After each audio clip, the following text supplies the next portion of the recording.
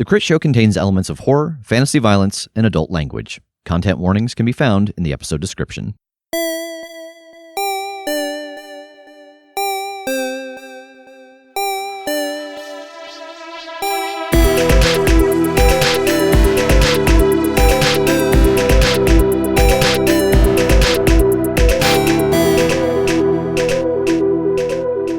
So I'm sure all of y'all have seen the, what's my Roman Empire thing going around on social media recently. What's the thing that you were always thinking about? Yeah.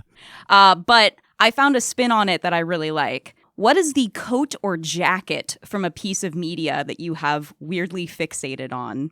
From comics or movies or TV or video games? What's a coat or jacket that you like a lot? That's so specific. Oh, Yeah. I know. Good. Ben Affleck and Matt Damon's coats from Dogma. Okay. Okay. I've looked online to buy those coats. Oh my God. So amazing. Mine is Kim Kitsuragi's jacket from Disco Elysium. He's got this orange bomber jacket that's really cool looking, and I just love it so much. Yeah. Their coats in Dogma are kind of woolen pea coats, but they have colorful hoodies built into them. So there's a hood coming out the back and a little bit of sleeve, but it's all one piece. I guess Joseph's Technicolor Dreamcoat. I don't.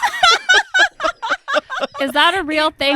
I'm not. And yellow and I know green the and name. brown I and always scarlet assumed it and was black a and- metaphor. Is it a real coat? Oh yeah, it's a coat. Oh, Some poor costume designer has to create or rent every time that show is done. Yep.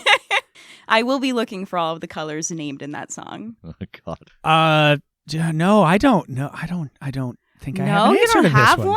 Wow, I have at least 5. I'm sure there's something more significant than this, but this is the only one that's coming to mind straight away.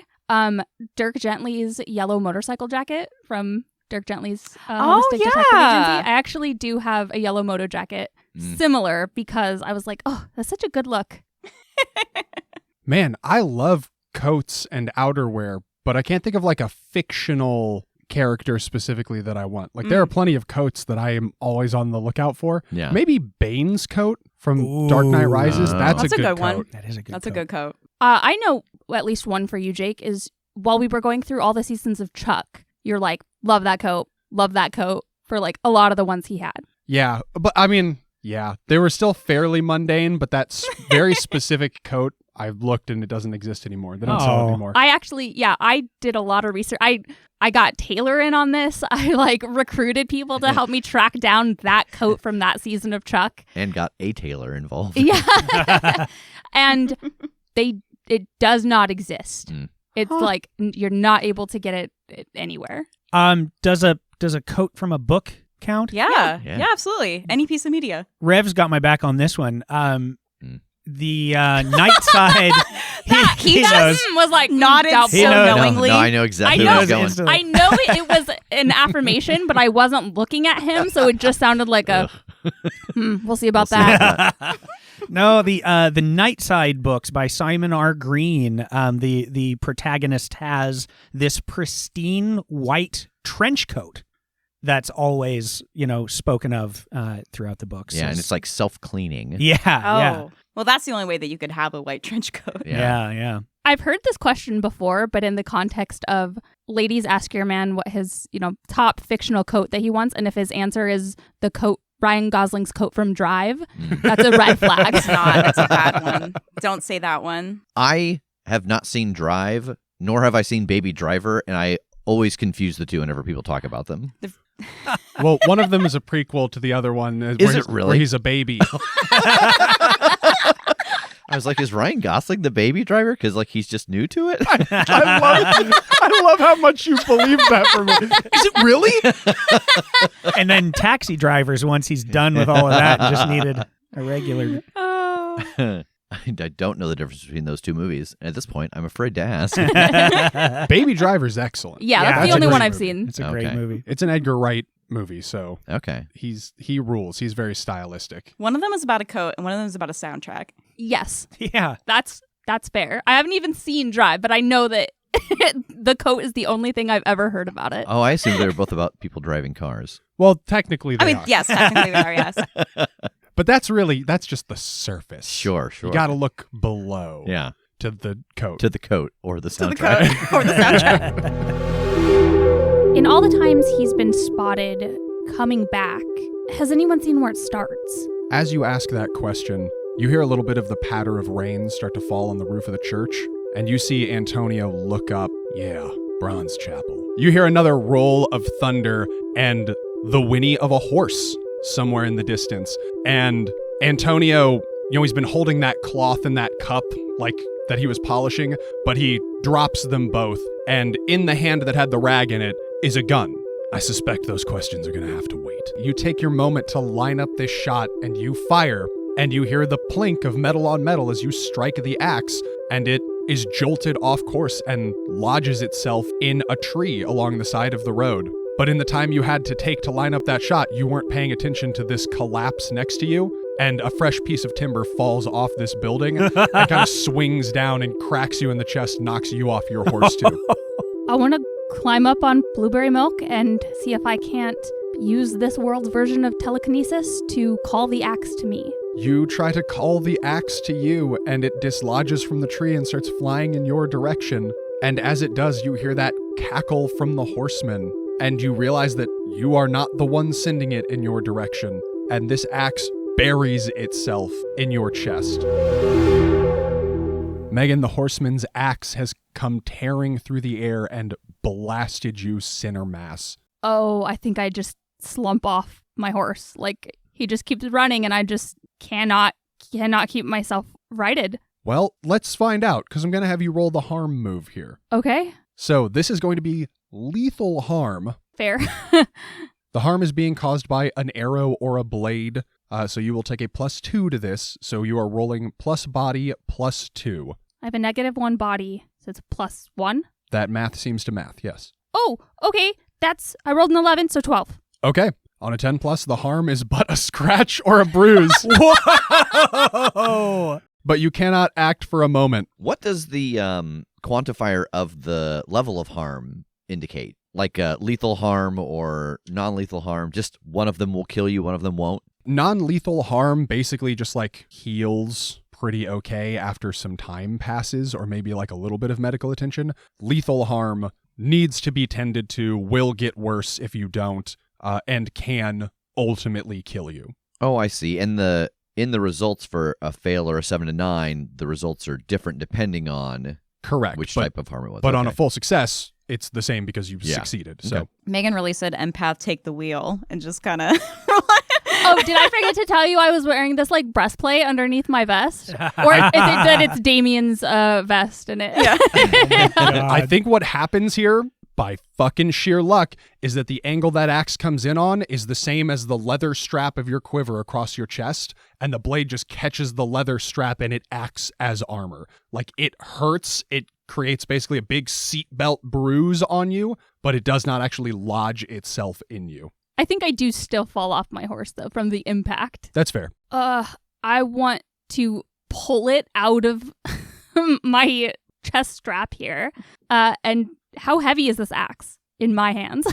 It is quite heavy. Like heavier than you would expect an axe or even like a sledgehammer to be. It feels like it's like 40 pounds probably. Oof. And even as you try to lift it and move it, like regardless of how heavy it is, you can feel a pull from it like it is trying to escape you. Oh, okay. I want to grab it by the end of the handle and try to like start swinging it around in a circle. Okay, give me a strength roll. 5. All right, you pick the axe up and try to start swinging it around, and you get like one rotation before it is ripped from your grasp, and it actually yanks you off your feet face down into this now mucky, red, kind of clay-like dust that you know Bronze Chapel is notorious for, and it flies through the air and back into the Horseman's hand. So, to our perception, an axe has just whipped through the air, hit Megan in the chest. She's fallen off the horse, stood shakily trying to pick it up, is launched off of her feet again, and is now in the rain, the dark, and the lightning, covered in red. Yes, Tass, what would you like to do with this knowledge, with this information? I think in just absolute confusion and terror that my friend is just dead over there, I am shrieking and just full gun shooting at the horseman. All right, give me a shoot roll, and this is going to be opposed by his ride. Take a -1. 10. Okay, a few of these shots connect, and you hear that familiar hiss. You see, like, steam rising from the wounds, and the horse rears back. As the horse rears back, I want to fire off a shot of force and see if I can knock it backwards once it's up on 2 legs. All right, roll to go weird. I think this is at weird level 5 because you are trying to affect a creature the size of a horse. I don't think this one is opposed by his ride because he's not currently paying you any mind. Like, he wouldn't be watching you to try to evade you. Okay. So yeah, I think just go weird at level 5. 8. All right, you fire your shot, and this pulse of force launches forward and knocks the horseman out of the saddle into the muck. But you aren't properly braced for, like, the backlash of your own shot, and it also rockets you just backwards into the swinging bell. Oh, and no. you crack your head. You're going to take a -1 forward. Okay. Does he take any harm from that? I only ask because if he does, everybody else gets +1 to body rolls against him. He doesn't seem to have taken harm. So far, it seems like the only things that hurt him are holy energies. You have affected him with magic in the past, and, like, physical things and magic things do clearly physically affect him, but they do not seem to hurt him. Does the benefit with magic here seem to be that, like, I was able to push him when theoretically he might have been incorporeal? Like, once he caught his axe, did he go back to, like, his normal kind of shifty form, but the magic is able to affect him when he's that way, or? Yeah, it seems like your magic has been able to affect him regardless of, like, his corporeality. It's the name of our next album. Kim, from the ground amid this pile of broken building, what do you want to do? All right. I've had the ability to plant visions into the minds of creatures before in this universe. Now, the horseman has no head, but he clearly is able to see and perceive things, to my knowledge. So I want to try to see if I can distract him, assault his senses. I want to implant visions of the Chicago that I came from, a huge, bustling, loud city full of technology he probably doesn't understand. This is how it all gets created. This is what sets him on his path of fury and murder in future Chicago. At some point, he gets summoned there, and he's like, I remember this. I hate it. I hated it so much. I think this is going to be going weird at level 5. 7. All right. You see both the horseman and the horse start to thrash a bit, currently separated as they are. The jack-o'-lantern head gets dropped on the ground, and the body is kind of, like, scrambling. But I think this vision also overtakes you. You too are experiencing, like, the sensations and the sights of a bustling city around you. And so you have momentarily lost track of your allies and your genuine surroundings. Currently, it's just you and the horseman. Makes sense. You all hear a series of shots ring out as Sharpshot runs down the roof of the church, just firing indiscriminately at the horseman, as if trying to lay down cover for all of you. And he just kind of drops and slides off the roof and lands on his feet in the dirt and takes cover around the corner of one of the buildings. Megan, you can see that he is taking up position fairly close to you, and you hear him, Hey, you all right? I'll wipe the mud out of my eyes and shake my hands out to try and get it off my face. I'm alive. He reaches out and, like, scruffs you and just drags you back around the corner of this building too, so that you are not still out in the street with the horseman. Do you have a plan? Keep shooting it with holy bullets and or wait until dawn. That's all the plan ever is. Okay, I'll see if I can't get some shots in, and I will draw a blessed arrow and try and get the horseman in my sights. All right, give me a shoot roll. Take a +2 on this. 1 from the advantage Kim is currently creating with the visions in its head, and 1 from the advantage that Sharpshot has been laying down covering fire. Fantastic. 7. You fire an arrow and lodge it in the horseman who is still thrashing about, and you hear that sizzle, that hiss, as the arrow seems to actually pass clean through him, but leave this smoke and steam as it does. But one of the mixed success consequences is that you are put in danger or must reload. You're always kind of reloading for a bow and arrow. I think what happens is your bowstring snaps. Oh no! And you will have to repair it before you can keep shooting. Rev, up in the tower, there is another flash of lightning, and as the light subsides, Cam is perched on the windowsill of the bell tower with you. I scream. You fall backwards out of the tower. Yeah. Roll harm. He falls backwards, hits his head on the bell again. And then falls forwards and trips out of the tower. Cam's like, got another one. He just takes my soul away. Yeah, why do you think I'm here? Oh, no! Cam says, sorry, I'm a little bit late. It's okay. Him, the horseman down there, do you read anything off of him? Like, is he a soul? He looks down, and you can see, like, sort of a rapid dilation of his eyes. Like he's zooming in almost. And he gasps. Yes and no. He's not a ghost. He passed on. He did pass on, and then he's here now anyway. What is that? He's like something that was accidentally summoned back, maybe corrupted by the world. I'm not quite sure. We're trying to figure out how to get him to go away because he gets like dissipated, destroyed, whatever, and he comes back. Cam says, I don't know. He's unlike anything I've ever seen before. When you say dissipated. Like right now they're shooting at him and they've got enchanted holy bullets. And at some point he just kind of vanishes isn't the right word, but like a dandelion, just poof. Okay. If you can get him there, I might be able to snatch him at that point and send him back where he belongs. Okay. You stay here. Keep a lookout for something you think you can carry away. I'll be back. And I'm going to start running down the stairs. Okay. You trip and fall and all yeah. And he carries me away. That's a serious rap on Rev Deshane. We get back and Landara's like, I kept him alive in so many worlds. You took him to one. You're all fired. That's funny. I was thinking about that the other day of like Rev's panic being on a team with all of you versus Landara.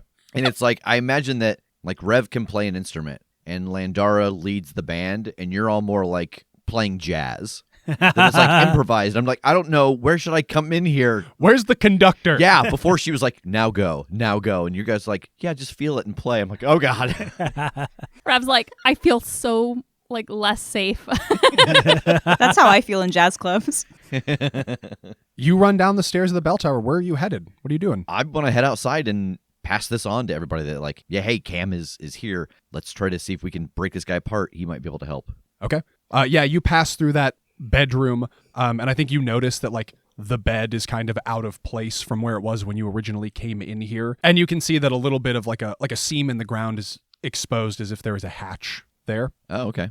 But yeah, you run out the door and down the aisle of the church, out the front, and you can see hiding around a corner just next door are Megan and Sharpshot, Tass and Kim on the opposite side of this thoroughfare. I'm one to lay down covering fire as I come out and just yell, if you've got it, use it now. Sharpshot yells out, why? You got a plan? Yep. Can you elaborate? I don't know. Can he hear things when you say them out loud? I look at Sharpshot. He knows what he's talking about. Trust him. You just said you were going to trust me. You got me there, pal.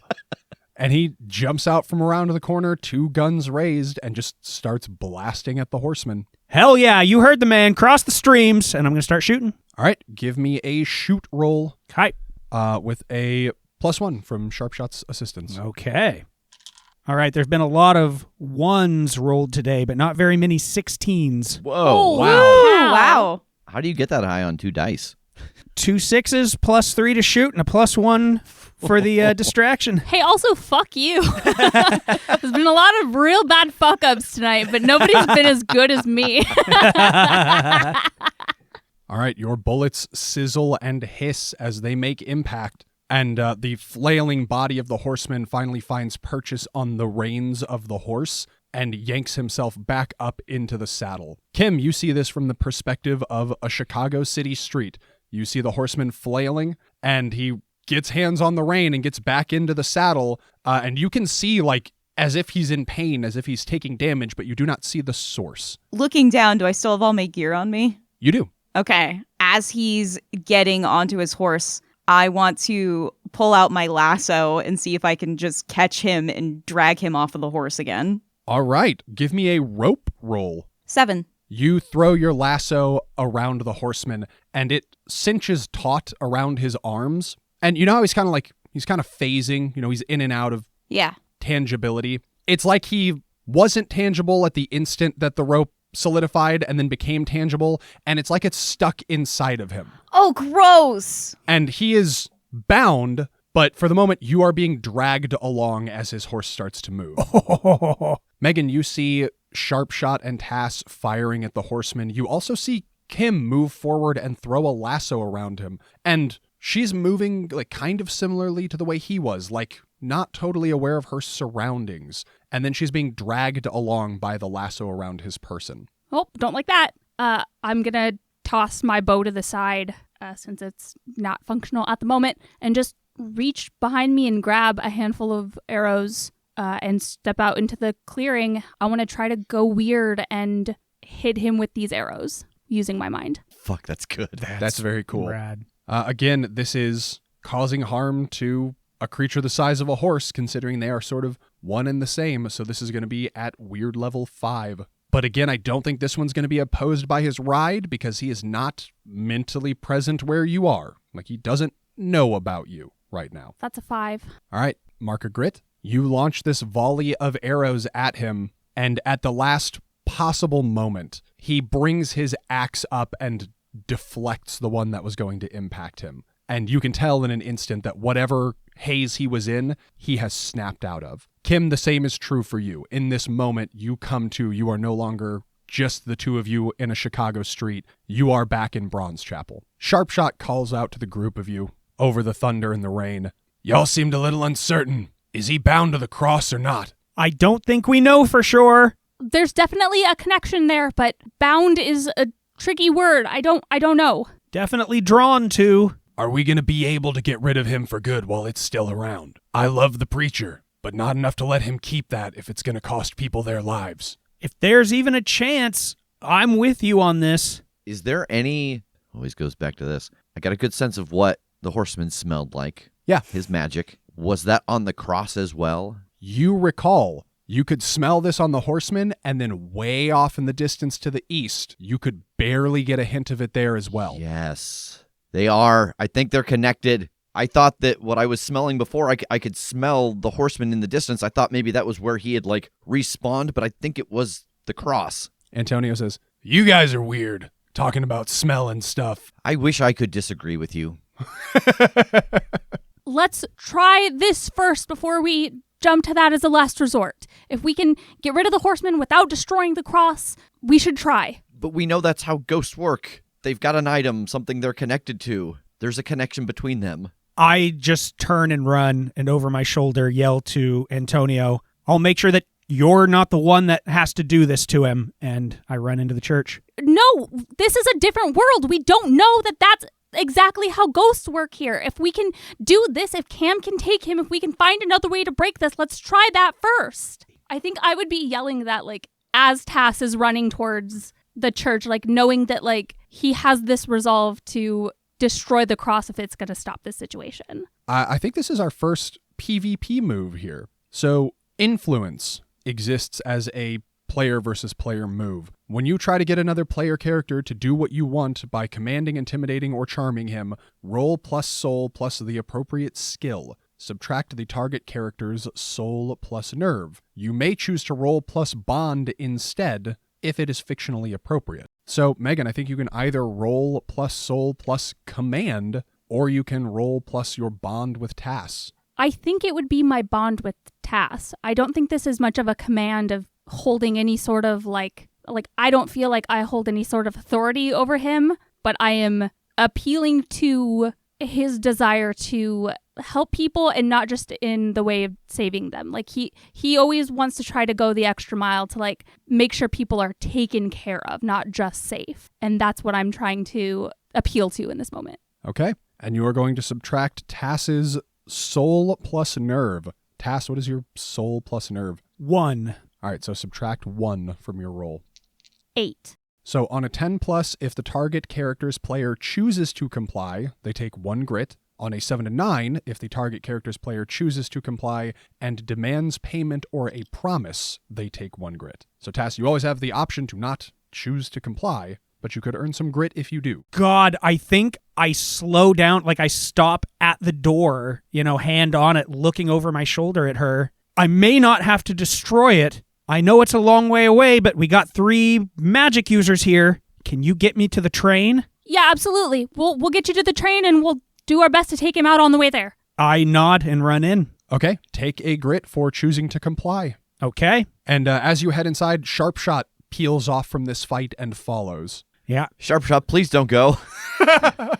You're the only one who's got a holy weapon. Come back. He, What are you doing? The 2 guys with the holy guns left. Don't leave me here. He unslings the rifle that's on his back and just tosses it to you as he goes. What did I tell you about guns and magic? I catch it and then drop it and then pick it back up. Kim, you are water skiing behind the Horseman. Cool. As you are dragged along, lasso in hand. I mean, I do imagine you're like on your feet, like kind of sliding through the muck as opposed to just face down in the dirt. And down the way, you see Tass head back into the church, followed a minute later by Sharpshot. The rest of your group's still out here. What do you want to do? I'm going to pull out my holdout pistol and try to shoot the Horseman. I'm not really trying to harm him, mostly trying to get him to, phase again so I could maybe get my lasso back. Interesting. Okay. I think this will still be a shoot roll, though. Yeah, that's fair. 9. All right. You fire your shot, and you see the bullet pass through the Horseman, and as it does, your lasso comes loose, and you are no longer being dragged along. Fantastic. But you notice that the angle at which you had to level your little holdout pistol, rain got into the barrel. You suspect that the gun might be wet inside, and it might need a little tending to before you would be able to use it again. Fine by me. I'm going to whistle for Virgil and try and see if I can get some distance away from this guy. All right, Virgil comes thundering over, and you are able to grab onto the reins and hop up into the saddle. Cool. I'm going to start riding back towards my friends. Okay. It is the same direction that the Horseman's headed. So are you just trying to, race him there, or are you going to try and cut a different path? Oh, boy. I'm going to try to influence him again. I'm going to try to put him back in freaking Chicago. Okay. Roll to go weird again. And this time, I think it will be opposed. That's totally reasonable. Yeah, he is ready for you. So it's going to be opposed by his own weirdness. So an additional -2 to this roll. 7. All right, you are able to put him under again. But as you do, and you know that he loses track of his surroundings again, you realize that he's just going to keep barreling on his path. So I want you to make a choice. Does that path lead through Rev, or does that path lead through Megan? Well, if it runs through Rev and my manager, I don't have to give him that 10% anymore. All right, you make a very enterprising call. I have a skill in business. Rev, you see the Horseman just thundering directly towards you in a straight line. What do you want to do? I see this running at me. I think I want to channel my magic through Sharpshot's gun and fire at the horse and the rider and hit them with the force at the same time as the holy bullet to see if I can stop this from running over me. Roll to go weird at level 5. Okay. I think you would take a -1 from this being opposed by his ride, but I think you're going to take a +1 for using Sharpshot's gun, so that'll just level out. Okay. Just go weird at 5. Go weird at what? 5? That's funny because that's what I rolled. Oh, wow. Oh, Neat. Agreed. Take a grit. Okay. I mean, at least it's non-lethal, I assume. Trampling. A horse trample? Trampling damage. That's how Mufasa died. It was more than one, though. It took a lot. Yeah, it's a hard call. Falling off a cliff is lethal. Falling off a horse is non-lethal. Horse falling on you. Yeah. You are too slow to get this shot off, and the horse just runs you over. Roll for harm. I think this is... God, is this lethal or is this non-lethal? Hey, listen, some good arguments have been made for it to be lethal. I hate for it to be lethal, but the Mufasa argument got me. Yeah. Okay, we'll call this lethal harm. Yeah. 'Cause all those antelopes weren't even wearing horseshoes. No. And There was a lot of wildebeest. Yeah. they don't have horse trample in the list of harm modifiers. Which is interesting. I'm gonna put it up there with revolver or rifle. So take a +1. Roll plus body +1 for your harm. And if it helps at all, everybody's currently got a +1 ongoing to body rolls against him because of the latest shoot roll. So okay. Add a 1 to this. 10. Nice. Okay, the harm against all odds. The harm is but a scratch or a bruise, but you cannot act for a moment. You are trampled silly, and you're a little bit confused. I imagine the mud absorbs a lot of it. Like I'm just pushed into the mud. You sink into the earth. You get like buried. Yeah. He gets up and there's just a rev-shaped imprint in the ground. And then a horseshoe-shaped imprint on my chest. Megan, what are you up to? Probably getting set up with my horse here. Am I... Okay. Is there any way that I can jump on Blueberry Milk and head over to where Kim and the Horseman were before and retrieve the arrows that did not hit him and that he did not swing an axe at? Sure. That sounds like a ride roll to me. 11. Yep. You are able to ride by and lean over and snatch up your arrows. One of them is a little bit blunted from where he deflected it with the axe, but they are all still intact. Cool. Then I will swing back around to my friends, try and get everyone situated for when Tass gets back here. Okay. Tass, inside, you run back to that back room, and as you enter, you can see the sleeping quarters and a bed that is a little bit askew and the edge of a hatch beneath it. Yep, I'm going to drag everything out of the way, open up that hatch, and make my way down as fast as I can. You hop down into the cellar, and you open the hatch, and you can hear praying. And you hop down into the cellar, and Father Harrison turns with a start to face you. He is kneeling at like a little makeshift kind of altar, holding the silver cross in both hands, and was reciting a prayer. Is it over? It's not. It's going rough. I need your help very quickly. Answer some questions. Don't think too hard about it. First thought, best thought. Do you like steak or chicken? Steak. Ale or wine? Ale. Is a trinket more important to you or setting things right? Setting things right. I need the cross. Ooh. You got me. Oh, you. Okay. I think this is going to be an influence. Doesn't seem like intimidating. Doesn't seem like charming. This seems like commanding. But I'll give you a +1 for being clever with your setup. Oh, thanks. So, when you try to get somebody to do what you want by commanding, intimidating, or charming him, describe what you say and do, and roll plus soul plus whichever of those abilities.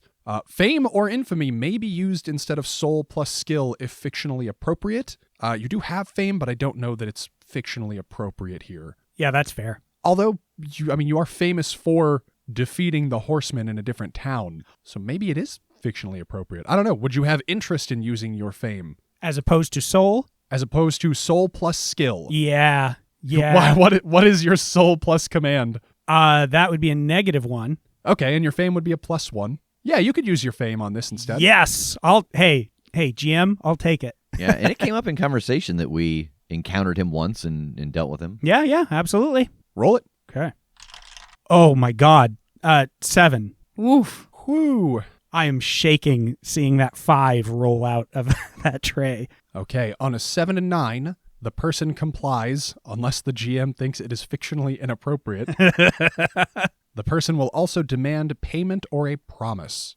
Father Harrison again clutches the silver cross tight in both hands and pulls it close to him away from you. And Sharpshot hops down the hatch behind you. And Father Harrison says, Antonio, they want to take the cross. And Sharpshot says, I know, Padre. We need to. And Father Harrison just starts shaking his head a little bit, like in disbelief. If what I have in mind works, I'll be bringing this right back to you. I can't make you a promise, but I'm going to try to keep this safe and bring it back. I am not sure I could bring myself to destroy one anyway. There's some old religious trauma. That's a whole thing. Don't worry about it. But the point is, I want to keep this safe for you and get this done, okay? But I have to take it. He looks again at Antonio with pleading eyes. And Antonio says, You have to trust him. We've both suffered a lot at the hands of the Horseman. It's taken its toll on each of us, but if we have the opportunity, even at our own expense, to end this, we have to. Do you remember when I confessed to you because I was so overwhelmed with my anger at the Horseman, and I asked, is not anger one of God's deadly sins? Do you remember what you said to me? And Father Harrison's brow furrows, and he says, Is not justice one of his cardinal virtues? And Antonio says, Don't let your fears stand in the way of justice. And Father Harrison looks at you, Tass, and a tear wells up in his eye, but he nods and he hands you the cross. I take it, and I'm already moving as I say thank you, and I'm bolting back up. Sharpshot follows, and you hear the quiet sobbing of Father Harrison getting quieter as you sprint from the church.